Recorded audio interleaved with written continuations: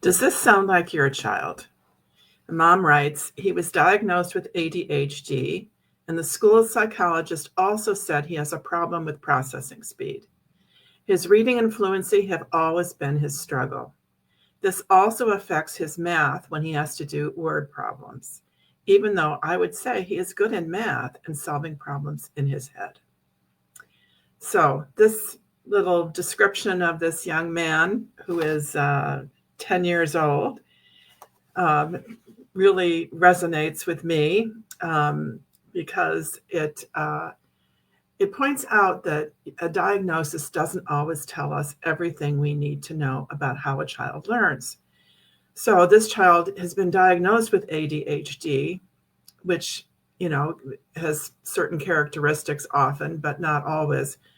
But what it doesn't tell us is that this child is struggling with processing speed and probably with some other things that impact his academic performance.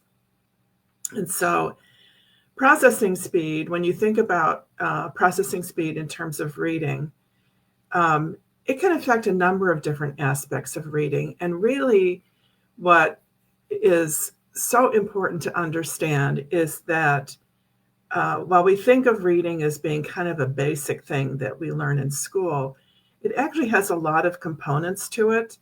And educators typically break reading down into some sub-processes or some sub-skills.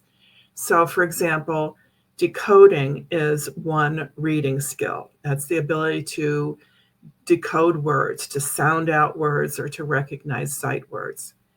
And the next sort of step that educators measure, another skill, is fluency. And that's the ability to read at an appropriate speed with intonation and expression.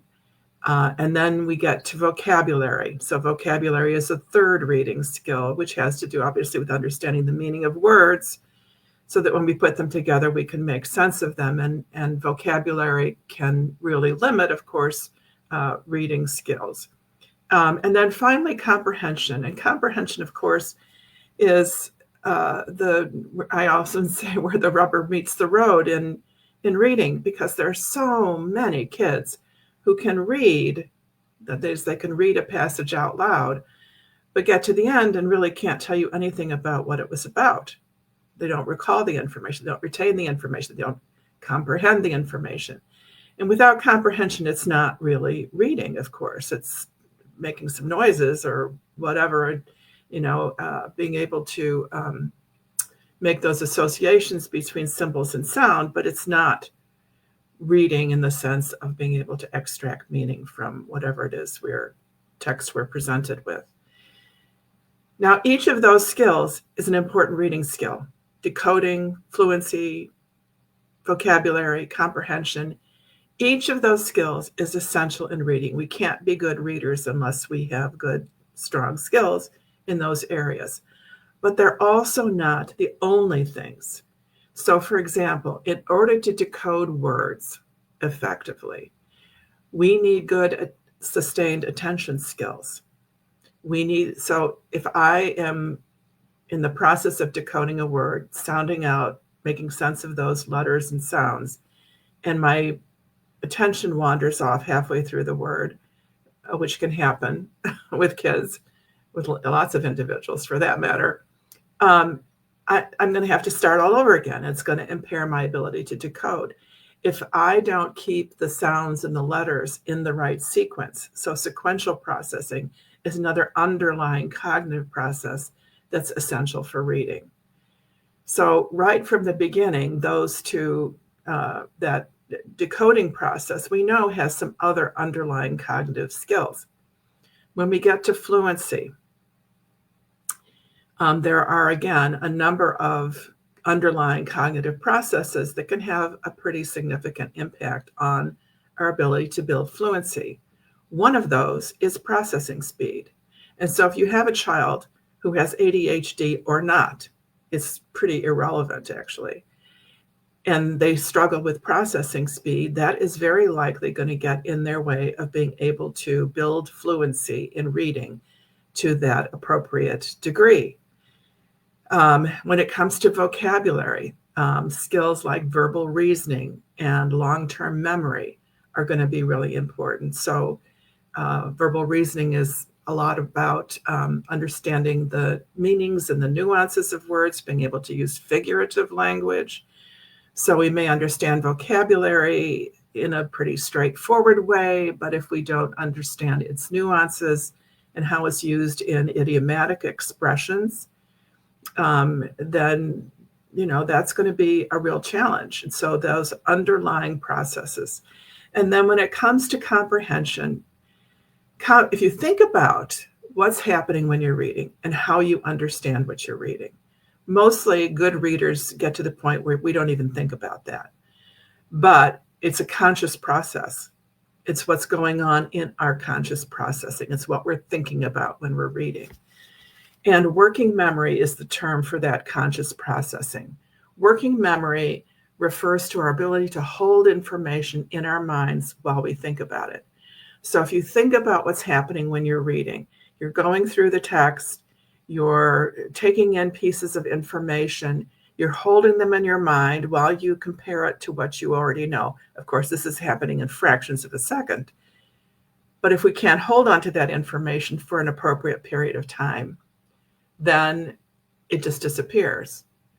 Or if we can't hold enough information in our minds, we're not going to be able to put together all of those pieces to create meaning. So that's where that happens. Now, when you hear that a child also struggles with math word problems, that makes perfect sense. So we often have a separate classroom for reading or English language arts and for math, and we call them two different things. But there is so much overlap. And if we really think about what's going on, so with a math word problem, understanding a math word problem is really no different than understanding any other written text. You're taking in pieces of information, you're trying to hold them in your mind and make sense of them. You have to interpret the language. It has those words and those expressions have to have meaning. You have to have the right vocabulary for math. And so you're going to have the same kinds of problems. One frequent characteristic, although it's not always the case, with ADHD is a weakness in working memory. That conscious space in our minds where we hold on to that information. So if you think about what that is, what's going to happen with a child with ADHD or with weaker working memory, and it doesn't matter whether they have ADHD or not, it truly is about those underlying skills like processing speed and like working memory. But if working memory is weaker, and if processing speed is there, those two weaknesses can combine to really make the reading process quite challenging. So think about it this way. You've taken in some information. I've read, he was diagnosed with AD and the school psychologist says he has a problem with processing speed. So I'm holding that information in my mind, but if it takes me several seconds or even a few seconds to interpret what that information means, where I have to think about ADHD and processing speed, and it doesn't connect very well. So by the time I've processed the information and I figured out that this is about a diagnosis and a particular cognitive skill, if it takes me a while to process that information may just be gone by the time I get to it, by the time I get to that part where I processed it. So if you have a child who's doing that and says, well, what was the question? Or what was that you were saying? Or what was I reading about? I don't remember. And they have to go back and redo it. That is very often the reason why. And so it just makes sense. And again, when we differentiate between the math skills that involve reading and comprehension, just straightforward math, an equation, math facts, things like that, we can be good at those because maybe we have really good long-term memory. Maybe we have a really good either visual or verbal long-term memory, which means that the information has stuck. It's there. It's just there. It's automatic for us to retrieve it when we need it.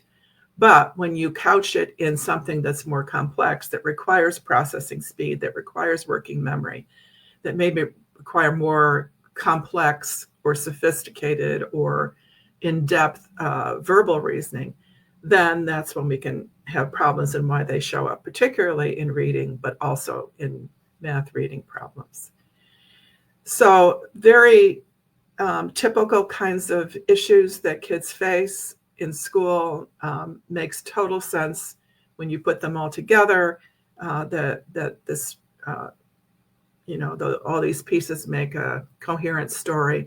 And what we need to remember, and what this parent and child deserve to know, is that those cognitive processes with ADHD, whether it's attention or working memory or processing speed or even verbal reasoning, all of those skills can be strengthened to a much greater degree than most people realize.